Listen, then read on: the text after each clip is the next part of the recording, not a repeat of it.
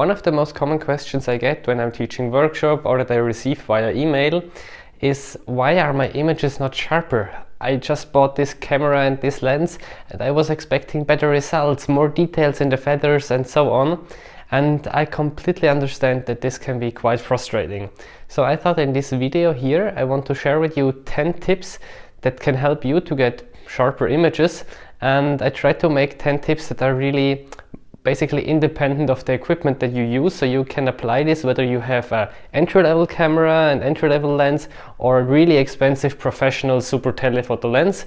So stay tuned, and hopefully by the end of the video you will have all the knowledge to get the bird images in the sharpness that you always dreamed about.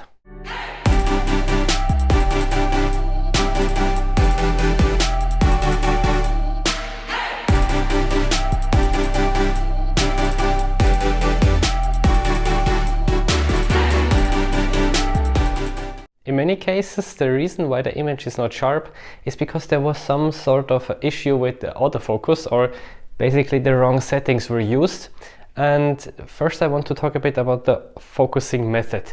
So basically on all cameras you have 2 or maybe 3 focusing methods. One is the so-called AFS, the single shot autofocus, or one shot on Canon.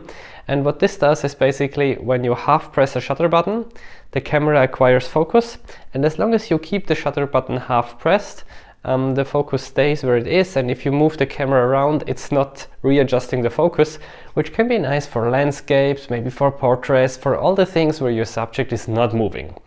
But in wildlife photography, the subject is almost all the time moving, and sometimes you might not even realize it. You think, but well, this bird here is on a perch, it's not moving.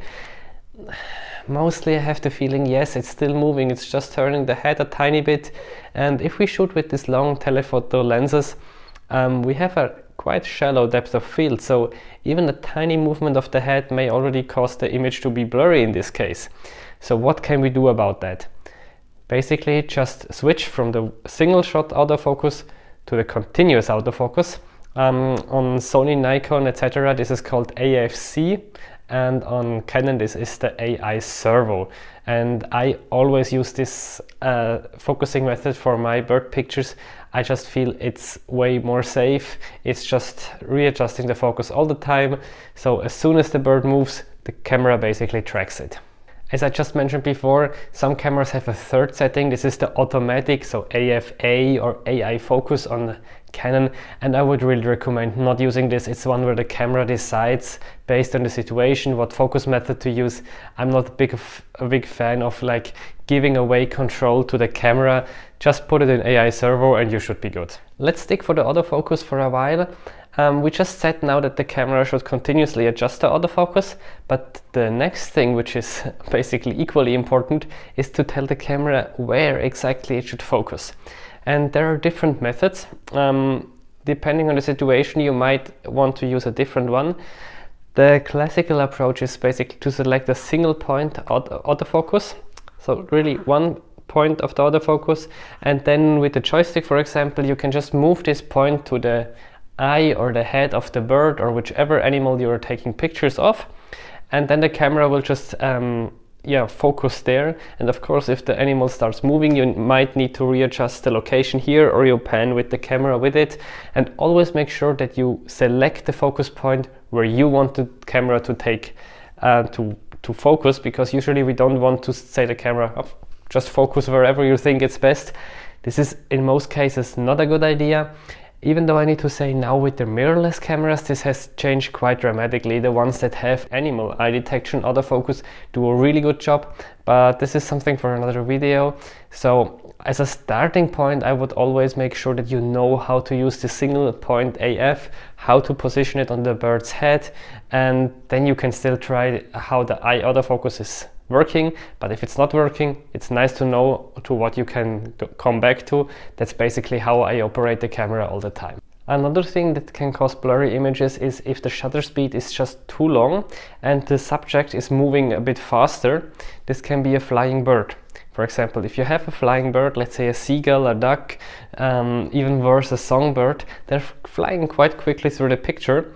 And if you have a shutter speed of 1/400th of a second, the images will likely be blurry, so I highly recommend that you dial in a shorter shutter speed. Again, if the animal is not moving, a 400th of a second might be just fine, but if you have a flying bird, my starting point is usually around 1/2000th of a second. For small songbirds, even something shorter like a 4,000th of a second. But not only the animal can move and cause a blurry picture, it can also be that you move the camera during the exposure and the whole picture is blurry. There are a few things that can help here. First of all is, of course, just again set a faster shutter speed, but maybe you don't want to do this because there's not so much light available. So what options do you have? The easiest for me is just make sure that you have a really good shooting position. So this is for me not really a stable position. I prefer to have my arms close to the body, be in a nice position. So if I lay in a weird position holding the camera like this, it will also be more shaky. And then finally I try to use the electronic viewfinder and not the display in these situations, because if I put my forehead against the viewfinder, I press on it and it's like a third point of stabilization. I have the right hand, I have my left hand, and finally the viewfinder that goes to my head, and this helps just in these situations a bit more. What if this is still not enough? Well, there are still more options, and which one works the best for you might depend a bit on the situation. One classical example is of course a tripod. Here I have a small wooden one because my big one is in use. But if this is not flexible enough for you and you want to shoot maybe more close to the ground, I can also highly recommend a beanbag where you can just lay your camera on it. It will also help to stabilize. I don't know, maybe there is a trunk of a tree that you can use to put your camera on it. Just be a bit creative and just make sure the camera is moving as little as possible. And if your pictures are blurry due to camera movement, there's one last thing you can do. And this is basically to turn on the image stabilizer. Many lenses have it, some cameras have it as well. Sometimes they even work in combination. And I found, especially with newer lenses, this can help a lot and make quite a difference. Sometimes you have different stabilizer modes. For the general all-round shooting, we want to put it on mode 1 or normal, however this is called. And I find this can help me really to get several stops of longer hand-holdable shutter speeds. Especially if you deal with really longer shutter speed, let's say between 130 and 125th of a second, the movement of the camera due to the flap of the mirror in case of a DSLR, or even the shutter curtain in case of a mirrorless camera, can actually cause the image to look slightly blurry. It's not dramatic, but the sharpness is just not quite as good as it could be. So there's also a solution for this. What already helps for DSLRs is to put it in live view. At least then you don't have the flap of the mirror again, and you can put first electronic curtain. This also helps a bit to reduce it. And for the mirrorless you can even go one step further, and this is putting it in the electronic mode. Pay attention, this might come with some drawbacks depending on what camera you're using, like the rolling shutter effect and the reduction in the bit depth of the file. But if I want sharper images, this is one of the things I absolutely make sure I have.